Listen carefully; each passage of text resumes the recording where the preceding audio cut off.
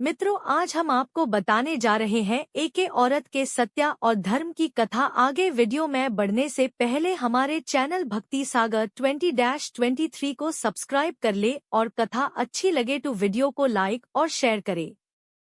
क्या होता है औरत का सत्य और धर्म, आगे सुनिए। एक बार माता लक्ष्मी और श्री हरि विष्णु भगवान बैठे होते हैं तो माता लक्ष्मी उनसे कहने लगती है कि हे नाथ, आज मेरे मन में एक प्रश्न आ रहा है कि यदि कोई स्त्री को किसी कारणवश अपने सत्य की परीक्षा देनी पड़े तो क्या भगवान उस परीक्षा में उसका साथ देता है और उसकी रक्षा करता है या नहीं। कृपया आप मेरे इस प्रश्न का उत्तर दे और साथ में यह भी बताएं कि इस संकट में जो स्त्री को डालता है उसे इसकी सजा मिलती है या नहीं। देवी लक्ष्मी की बात सुनकर विष्णु भगवान कहते हैं, हे प्रिय देवी लक्ष्मी, मैं आपके प्रश्नों का उत्तर एक कथा के माध्यम से बताता हूँ। एक कपिलवस्तु नामक राज्य था और उस राज्य में सूरजभान सिंह नामक राजा राज्य करते थे। वह बड़े ही वीर और प्रतापी राजा थे। राजा की एक रानी थी, उनका नाम सत्यप्रथा था। राजा और रानी बड़े ही प्रेम से अपने राज्य में रहा करते थे। उनकी प्रजा भी उनसे बहुत खुश थी। एक दिन राजा की रानी ने एक पुत्री को जन्म दिया। राजा बड़े ही प्रसन्न हुए और सारे राज्य में खुशी मनाई गई। पर धीरे धीरे रानी ने एक के बाद एक साथ पुत्रियों को जन्म दे दिया। अब राजा और रानी दोनों ही बड़ी चिंता में रहने लगे कि अगर पुत्रियां ही पुत्रियां जन्म लेगी तो हमारे राज्य का उत्तराधिकारी कौन होगा। वह रात दिन दोनों प्राणी इसी चिंता में रहने लगे। धीरे धीरे समय बीतता गया और राजा की सभी पुत्रियां बड़ी हो गई। राजा की सारी पुत्रियां बहुत ही सुंदर थी। वैसे तो सभी बहुत सुंदर थी, पर उनकी सबसे छोटी पुत्री संयोगिता सबसे ज्यादा सुंदर थी। उसको जो एक बार देखता तो बस देखता ही रह जाता। राजा भी सबसे ज्यादा प्रेम संयोगिता से ही करते थे। राजा सूरजभान के राज्य में एक साधु बाबा आए। वह साधु बाबा बहुत प्रतापी जान पड़ते थे। सारे राज्य में साधु बाबा की प्रशंसा होने लगी कि साधु जो चाहे वो सब कर सकते हैं, वह सबकी इच्छा पूरी कर रहे हैं। धीरे धीरे उस साधु ने सारे राज्य में अपने डंका बजा दिया। सभी को उस पर विश्वास हो गया। राजा और रानी को जब साधु के बारे में पता चला तो उन्होंने सोचा क्यों न साधु को राज्य महल में बुलाया जाए और शायद हमारी भी पुत्र पाने की चाहत पूरी हो जाए। और फिर साधु को राज्यसभा में बुलाया गया और राजा ने अपनी इच्छा साधु को बता दी। राजा ने कहा, मुझे 7 पुत्रियां हैं और मुझे कोई पुत्र नहीं है। कृपा करके आप कोई ऐसा उपाय बताए जिससे हमें पुत्र प्राप्त हो जाए। तो राजा की बात सुनकर साधु ने राजा से कहा, ठीक है, पहले आप अपनी 7 पुत्रियों को मेरे सामने बुलाए। राजा ने अपनी सभी पुत्रियों को दरबार में बुलाया। 7 पुत्रियां दरबार में आ गई। राजा की इतनी सुंदर पुत्रियों को देखकर साधु दंग रह गया और फिर जब उसने राजा की सबसे छोटी पुत्री को देखा तो उसकी नीयत खराब हो गई और उसके पापी मन में उस राजकुमारी संयोगिता को पाने की तीव्र इच्छा पैदा हो गई।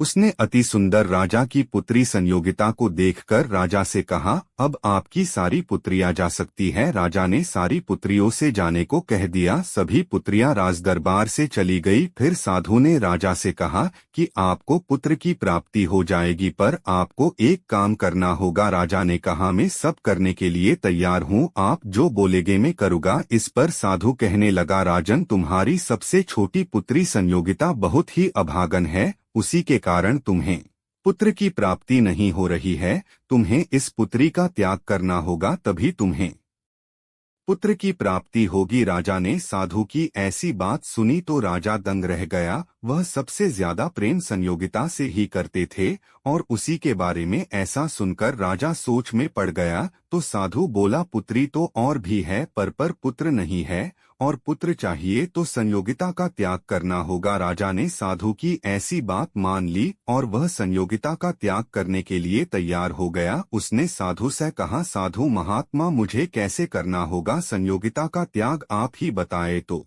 साधु ने कहा, एक लकड़ी का कटारा बनवाओ और दुल्हन की तरह राजकुमारी संयोगिता को तैयार करो और फिर बहुत सारा धन उसके साथ उस कटारे में रखकर उसे गंगा में छुड़वा दो और कटारे को अच्छे से बंद करवा देना, जिससे वह जहाँ भी पहुँच जाए अपना जीवन जी सके। इससे आपको पुत्र की प्राप्ति हो जाएगी। और फिर साधु वहाँ से चला गया। राजा की रानी ने ऐसा करने के लिए राजा को मना किया, पर राजा नहीं माना और उसने संयोगिता को बुलाया और उसे सारी बात कह दी। संयोगिता बहुत ही समझदार थी और वह अपने पिता से प्रेम भी बहुत करती थी, इसलिए वह तैयार हो गई। पर वह यह भी जानती थी कि साधु झूठ बोला है, फिर भी वह मान गई। फिर एक कटारा मंगवाया गया, संयोगिता को दुल्हन के जैसे सजाया गया और फिर बहुत सारे धन और खाने पीने की वस्तु के साथ संयोगिता को कटारे में बिठाया गया और कटारे को खूब कीलों से ठोक ठोक कर बंद करवाया गया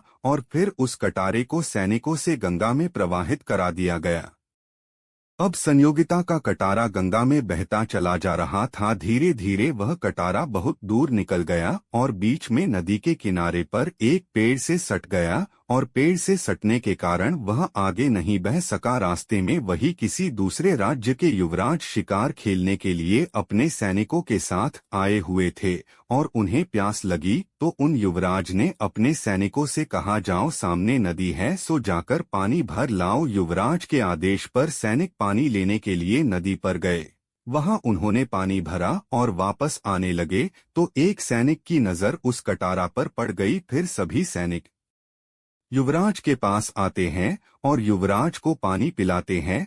फिर उनसे कहते हैं, सरकार आपकी आज्ञा हो तो हम आपसे कुछ कहना चाहते हैं। युवराज ने कहा, हाँ कहिए क्या बात है। इस पर सैनिक कहते हैं, सरकार वहाँ नदी में एक बहुत सुंदर कटारा एक पेड़ के पास तैर रहा है। वह बहुत ही सुंदर दिखता है, उसके अंदर अवश्य ही कोई अनमोल वस्तु है। यदि आज्ञा हो तो उसे नदी से बाहर ले आए। युवराज बोले, हाँ ले। आज फिर सैनिक जाते हैं और कटारा नदी से बाहर लाते हैं। इतने सुंदर कटारा को देखकर युवराज अपने सैनिकों से कहते हैं, खोलो इसे। और फिर कटारा को हथौड़ों से खोला जाने लगता है। 2-4 हथौड़े ही कटारा पर पड़ते हैं और उसमें से आवाज आती है। बेटी कहती है, यदि आप लोग हमें धर्म से माँ मानो या बहन मानो तो इस कटारा को खोलो, वरना इसे ऐसे ही गंगा में बहा दो। कटारा में से लड़की की आवाज सुनकर युवराज कहते हैं, ठीक है, अगर आप हमें माँ लगी तो हम माँ मानेंगे और बहन लगी तो बहन मानेंगे,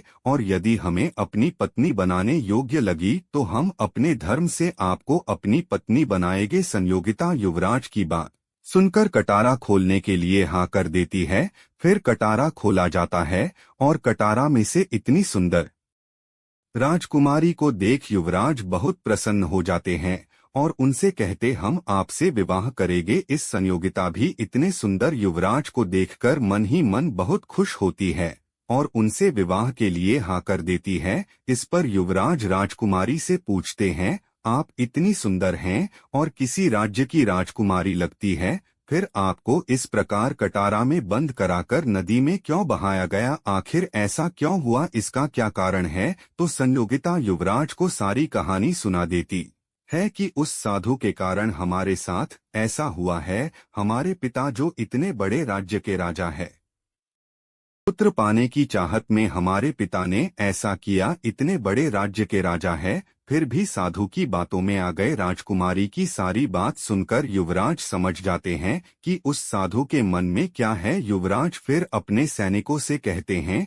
जाओ और जंगल से शेर, चीता, भालू, बंदर सभी पकड़ कर लाओ और सारे खूंखार जानवर इस कटारा में बंद कर दो और कटारा का सारा सामान बाहर निकाल लो। सारे सैनिक गए और जंगल से जानवर लाकर कटारा में बंद कर दिए और कटारा पहले की ही तरह बंद कर दिया। क्योंकि युवराज साधु की मनसा जान चुके थे। युवराज ने सैनिकों से कहा, इस कटारा को अब वापस गंगा में बहा दो। सैनिकों ने ऐसा ही किया और कटारा गंगा में बहा दिया और युवराज राजकुमारी को लेकर अपने राज्य चले गए। वहां नदी के दूसरे किनारे पर बैठा वही साधु उस कटारा का बड़ी बेसब्री से इंतजार कर रहा था और अपने मन सोच रहा था कि इतनी देर हो गई, कटारा अब तक क्यों नहीं आया। वह यही सोच रहा था कि उसे कटारा नदी में बहता नजर आ जाता है। कटारा को देख वह बहुत खुश हो जाता है। वह कपटी साधु था उसकी तो नजर राजकुमारी पर थी। वह तुरंत ही अपने शिष्यों को आदेश देता है,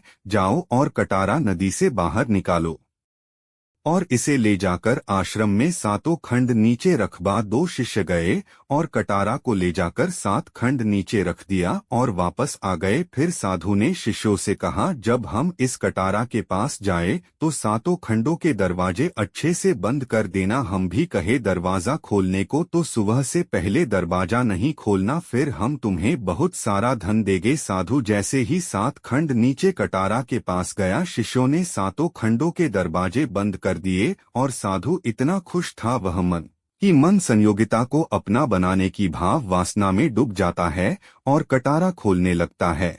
और वह जैसे ही कटारा खोलता है, भूखे प्यासे खूंखार जानवर साधु पर टूट पड़ते हैं। साधु खूब चिल्लाता है पर सैनिक दरवाजा नहीं खोलते और जानवर साधु का मांस नोच नोच कर खा जाते हैं और थोड़ी सी ही देर में साधु मर जाता है। और जब सुबह शिष्य दरवाजा खोलते हैं तो सारे जानवर शिष्यों को काटते पीटते बाहर भाग जाते हैं।